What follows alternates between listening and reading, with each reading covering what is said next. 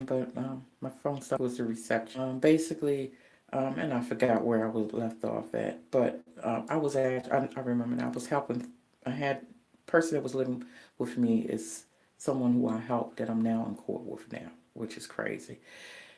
And the other individual, um, she's a relative as well, and at times in the past, I helped her to, help do things. She needed transportation to get to college, and I would go and take her to. It was across the state. It wasn't that far, but it was far enough, and drive her and stuff. I had no problems doing none of that stuff. And when her kids needed something, it's not that she even asked. She didn't ask, but I will help in certain ways and everything. But the point that I'm making is sometimes when you're in situations like this, that you go into a court hearings and you find that those individuals in the past that they seen the character of you, so why would they turn around and now they want to do things that will defame you, blame stuff on you that you haven't even done, you know, and in a way it does hurt. It hurts, and then it also makes you think, what, I think I need to do things a little differently, as far as like um, selecting people to help a little bit more better. I try to discern, because I know how much of a generous heart that I am. So I try to discern certain people. I don't give just because um, somebody asks or I think they need. I don't do that. But they're younger. They're in their 20s. They're a little older to be going through what they're going through. I believe they're in their late 20s. But in time, it's like people have to realize and they have to live to learn that certain people, when you see that people are willing to help, it's not a weakness. Don't take it because somebody has a kind heart as being a weakness. Take it, they just have a kind heart. Because it's not too many people out there. There's more people out there that's willing to take from you as opposed to willing to bless you.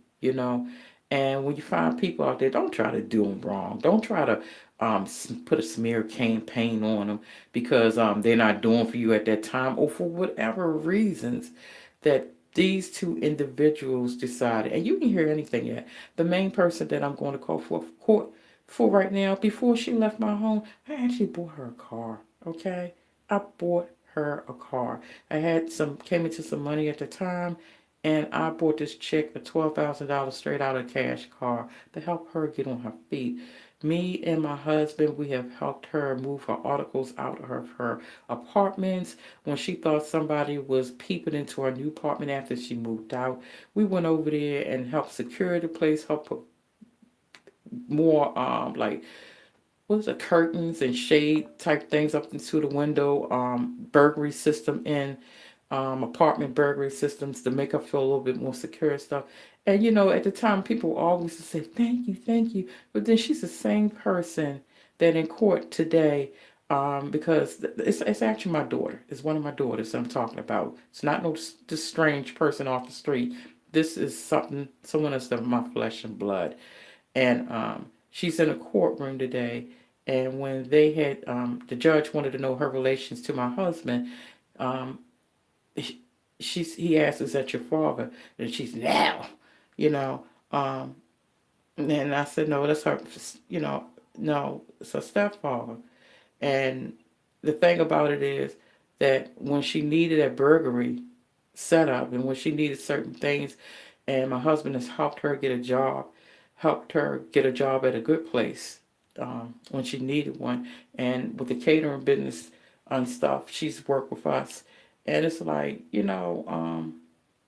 we gave this chick parties, invited her catering friends, and did a catering style party because it's part of some of the things that we do. And it's like, why would you turn around and stab somebody like that? And I was sharing with my husband today, I said, it's certain things, your children, your children. But then when they get older, it's certain times you don't know your kids because you be like, I raised you to do that. I didn't raise you to do that. And so when I started lately, since she moved out and started getting her ass on her back, and mad because she had to leave because we live in a very nice neighborhood and she was very comfortable. And it's obvious she didn't want to leave, but she had to go because I don't take care of grown people and I have the right to do that.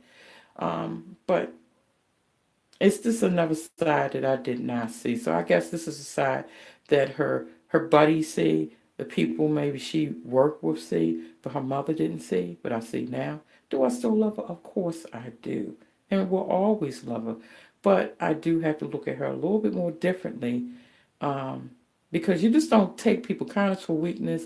You don't just take this, have this entitlement, this false entitlement that you are, you're supposed to just have things and do things and that's it, And believe me, when the narcissistic mother and the flying monkey, which unfortunately is one of my daughters, were driving off in a car that I bought her after they came to try to stab me in the back at the courthouse. Trust me, I wasn't laughing at that time. I might feel a little giggle and ha ha coming up right now, but at that time, no, because I'm like, I'm just amazed.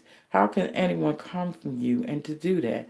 But see, one thing I have done wrong, and what I've done wrong was I thought I was being so mature by having my daughters still have a relationship with my mother, even though my mother and I had problems. That was the worst mistake I've ever made in my life because the influence that she had over them, she was actually teaching them how to treat me. And I just didn't realize it until after I was 50. So I'm sharing that with you. So those of you who have children who are sitting on the fence about whether or not you should let the narcissistic person in around your children, you should be selective and very careful in doing so because they're training them how to treat you. And although you might be blinded by it at the moment, it will come a day if they do not see through that narcissistic person that they will take on the attributes of a flying monkey. So be careful in that. I'm not saying all children are going to do that. I'm saying those who are prone to do it just might. So this is Aunt Stephanie. You have a wonderful day and bye bye. Yeah, baby.